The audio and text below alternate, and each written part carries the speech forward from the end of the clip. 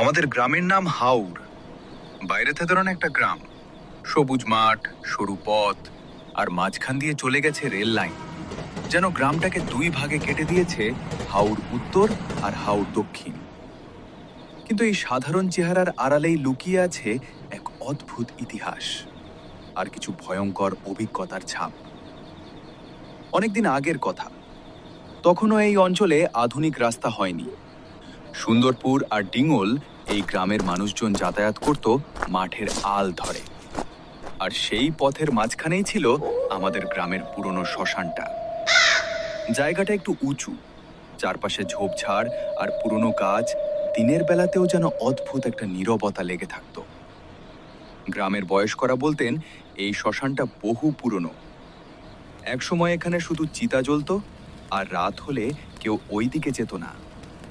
কারণ অনেকেই নাকি দেখেছে রাত গভীর হলে আগুন নিভে যাওয়ার পরেও হালকা ধোঁয়া উঠছে, আর সেই ধোঁয়ার ভেতর থেকে কারা যেন হাঁটছে। সবচেয়ে ভয়ঙ্কর ছিল একটা বিশ্বাস, আমাদের গ্রামের শ্মশান নাকি 3টা মাথা নেয়। অর্থাৎ গ্রামে একজন মারা গেলে তার 4 দিনের মাথায় বা শ্রাদ্ধের পরে আবার একজন, তারপর আবার একজন, এভাবে টানা 3 জন মারা যায়। অনেকে এটাকে কাকতালীয় বললেও গ্রামের মানুষ বহুবার নিজের চোখে এই ঘটনা ঘটতে দেখেছে। তাই যখনই কারো মৃত্যু হতো, গ্রামের বাতাস যেন ভারী হয়ে যেত। লোকজন চুপচাপ থাকত, আর সবাই মনে মনে গুনত আর 2 জন বাকি। একবার এমনই একটা ঘটনা ঘটেছিল। শীতের সময় গ্রামের এক বৃদ্ধ মারা গেলেন।